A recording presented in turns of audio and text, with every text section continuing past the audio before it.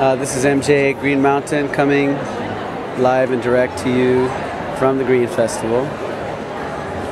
So I've been asked to offer sort of an overview of the Green Festival from the kind of a One Love perspective. And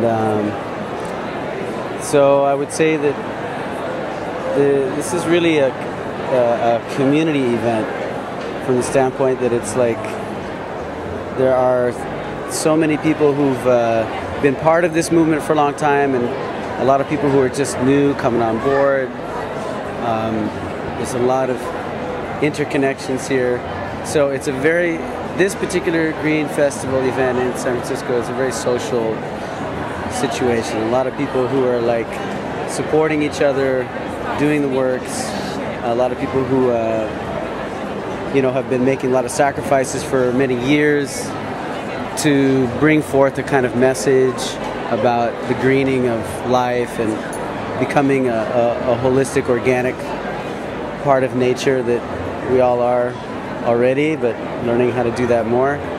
And it's a celebration. I see it as like really a celebration of the success of bringing a kind of what I would directly call it a kind of spiritual approach to life into 3D, call it a consumer reality that for many years, maybe for forever, it's not really been part of that, the spiritual nature of being a human but having to interact with goods and things in a three-dimensional world where you have to use energy to do things and resources to create things, and it's all people are learning how to harmonize with that more. And to me, that's what it really feels like is really happening. The Green Fest is one of the most supportive events in San Francisco for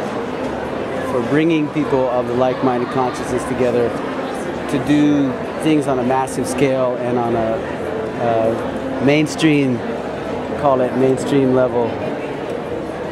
So I think that's really exciting, and to me just the movement itself is growing so quickly because a lot of people are becoming aware of the realization that it can't be business as usual anymore, because we're not going to make it if it's business as usual. So it's time to switch up to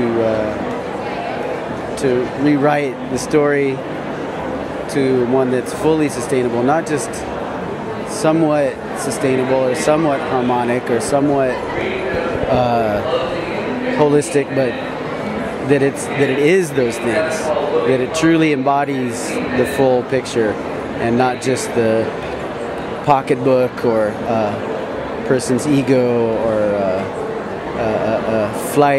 fleeting whim, but it's just like more consciousness in the bigger picture of the material world, and that's really exciting. It's an exciting time in history. You know, humans are, I think they're starting to get the point. To me, that's great. It's a great moment to witness. I'm here on behalf of Tribe 13, visionary art booth here at the Green Fest in San Francisco. It's a great honor to be a part of this event, as I believe the future, there's only room for ecological solutions to sustain our life.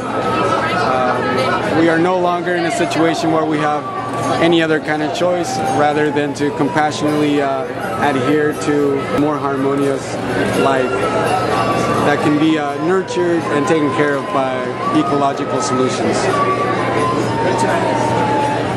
Yeah, well, I'm here. This is Muta Baruka from Kingston, Jamaica, here at the Green Festival in San Francisco, observing what is taking place. You know, it's kind of unusual to me because I'm not like this in the Caribbean.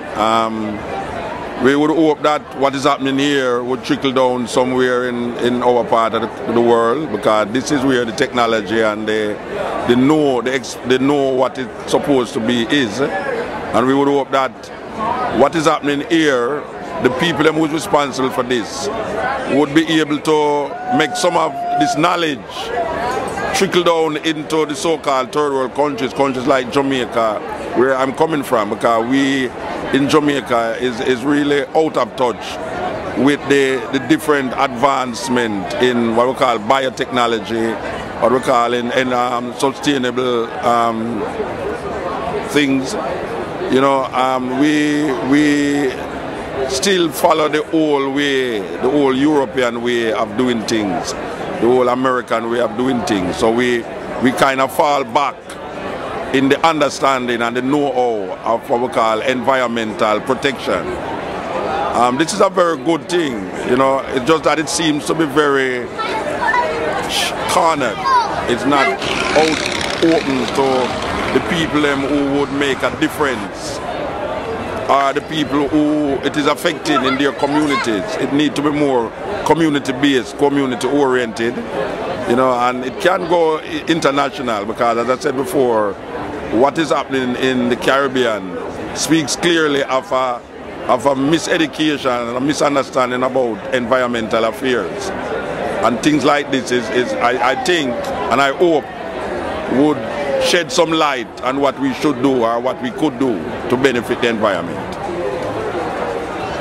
Yeah, man. Yes, man. Satori movement stands strong in this time, you know.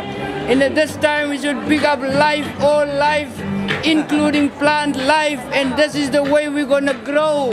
And Satori movement stands strong. Yes, man. Hola.